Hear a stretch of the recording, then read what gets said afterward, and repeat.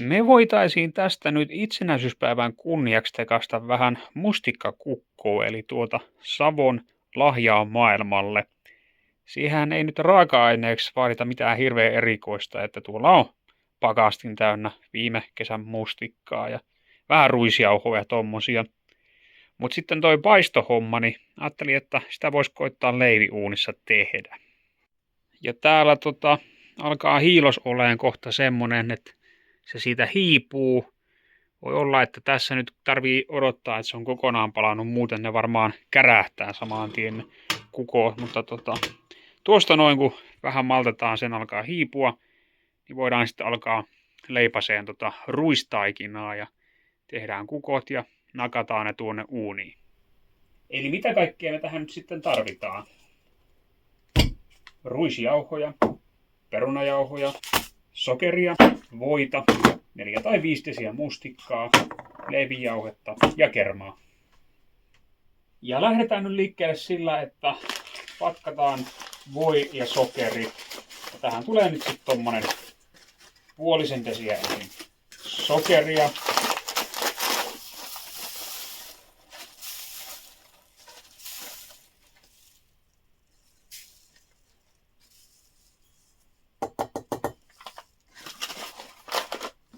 Ja sitten joku tommonen noin 130 grammaa voita.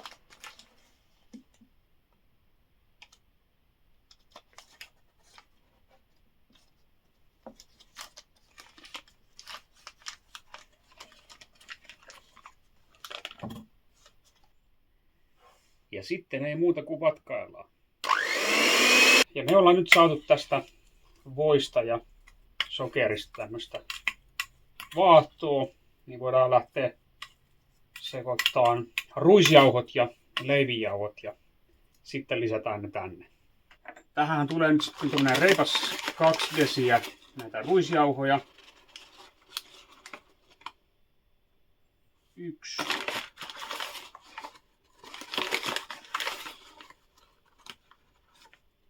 2 ja vähän ekstraa. Ja sitten tommonen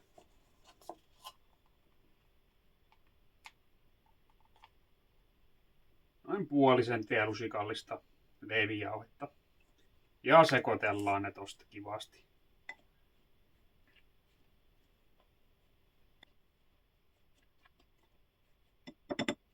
Ja otetaan tosta nyt suosiolla ihan tuonne isompi kattila, kun ajattelin, että tuo pieni riittäisi, mutta eipä se nyt kyllä taida riittääkään. Niin tehdään tässä pienemmässä se varsinainen mustikka täyte.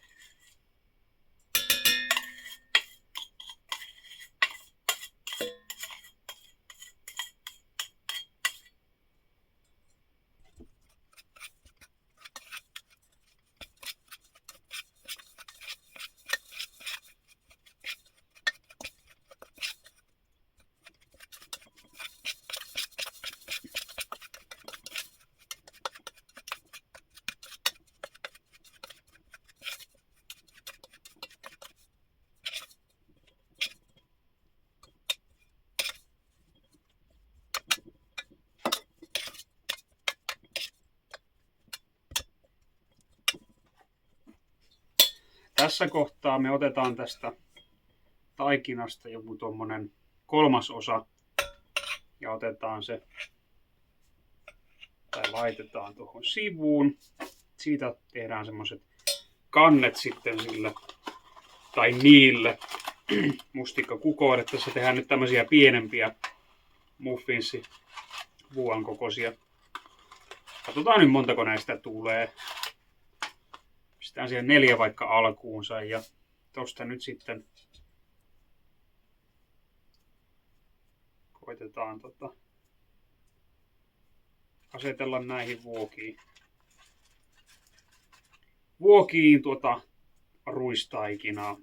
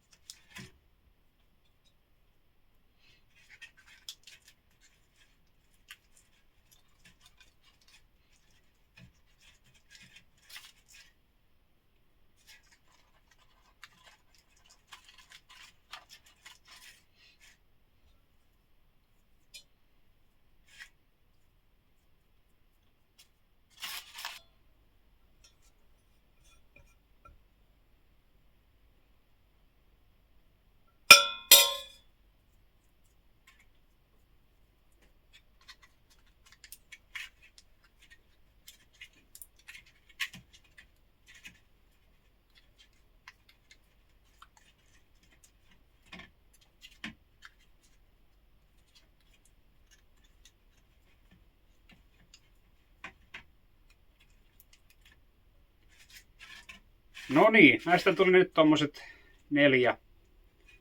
neljä vuolista. Aika hyvä annos. Ei tarvi makeeta syödä kerralla niin hirveästi. Sitten tästä tosiaan vielä tehdään nyt sit 4 semmoista lättänää kantta. Ne heitetään vähäksi aikaa sitten jääkaappiin jäämettyyn, kun saadaan ne vaan tähän paperille ensin. Minkähän kokoisia ne sais olla. Jotakin tuommoisia. Katsotaan nyt riittääkö tää ylipäänsä tämä taikina, mutta ei se nyt niin justiinsa oo. Se ei niistä nyt esteettisesti ihan täydellisiä tuu, mutta pyritään nyt kumminkin siihen, että ne ei ihan hirveän räjähtäneen näköisiä ainakaan olisi, niin on vähän semmosia juhlallisempia sitten, kun kumminkin nyt ihan juhlaa varten nämä. Tosta vähän ryöstän tuon kannen taikinasta. Siinä oli sen verran runsaasti, mutta kyllä mä luulen, että nämä ihan on riittävät. Aika pienet nuo vuuat, niin eiköhän me näillä pärjätä. Heitetäänpä noit nyt tosta jääkaappiin sitten hetkeksi. Sitten voidaan tehdä se mustikkatäyte. No niin, ja tähän mustikkatäytteeseen me laitetaan nyt sitten tommonen 5 desiä mustikoita. Nämä on hetken aikaa ollut jo pakkasesta, että paistuisi sitten vähän paremmin. Nämä on tommosia 2,5 desin rasioita nämä, niin, tai se mitä näihin nyt mahtuu. Sitten tommonen 2/3 desiä sokeria.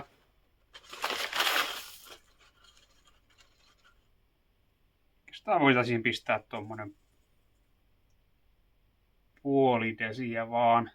Ei sitä sokeria nyt niin mahdottomasti tarvitse käyttää desissä, tai 0,5 desissäkin on jo ihan enemmän kuin tarpeeksi. Sitten tuommoinen 1/3 desiä perunajauhoja. Mikähän verran se nyt sitten olisi. Hiukan ehkä enemmän vielä. Tuommoinen määrä. Sitä vähän vielä. Noin.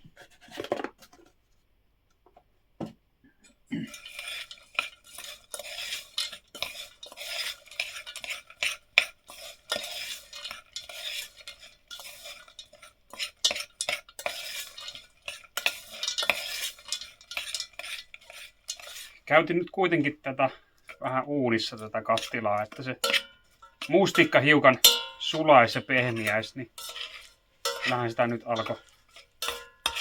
alkoi paremmin tapahtumaan tämän soosin suhteen, että saadaan ehkä vähän paremmin ja kunnialla hoidettua tämä, ettei tarvi savolaisten hävetä aivan silmiä päästänsä. Noin, aika hyvän näköistä.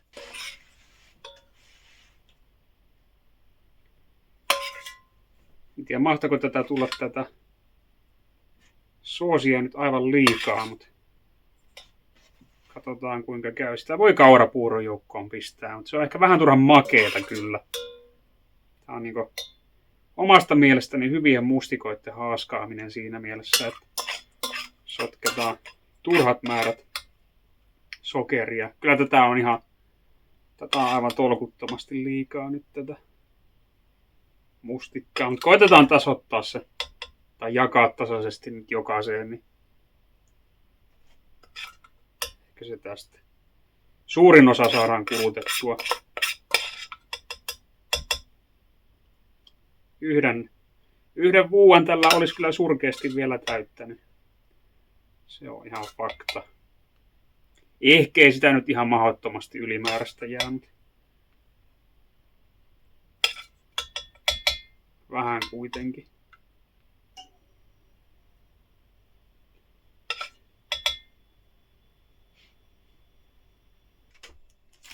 Sitten vielä taiteillaan näihin nämä kansilevyt kiinni. Ja katsotaan, että ei tästä kyllä nyt mikään taidon näyte tule, mutta pääasia on, että se maistuu sitten toivottavasti hyvältä.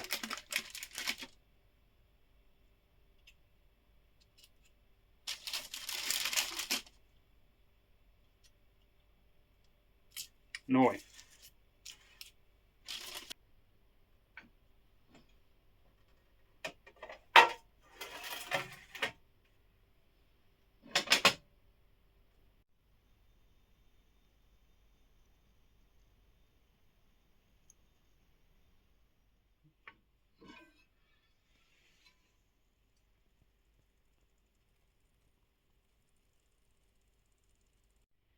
Tässä odotellessa vatkasin jo tuon kermankin valmiiksi, mutta mahtaisikohan täällä uunissa alkaa olla valmista. Kyllä ne noin niinku päälle päin aika valmiilta näyttää, että jospa napataan ne sieltä pihalle.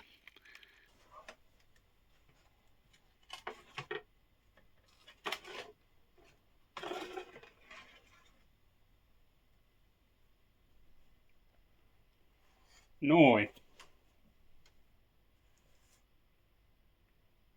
Kyllä mä luulen, että ne on ihan syömäkelpoisia. Siinä hiukan tuo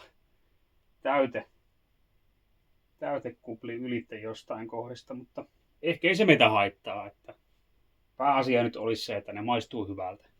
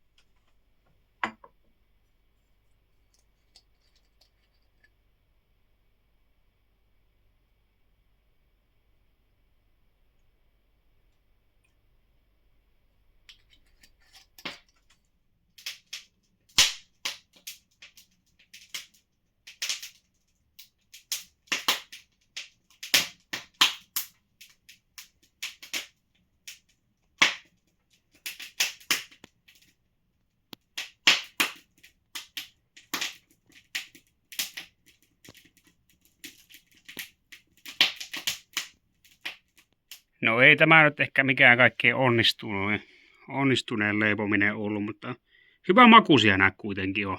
Että tuossa tuo kuori vähän lässähti kasaan ja sitten vähän täytteet kupli ylittä, mutta hyvän makusta. Ei siinä. Mutta oikein mukavaa alkanutta joulukuuta ja tietenkin myös itsenäisyyspäivää kaikille teille. Ja kiitos oikein paljon katselusta ja nähdään sitten taas seuraavien videoiden parissa.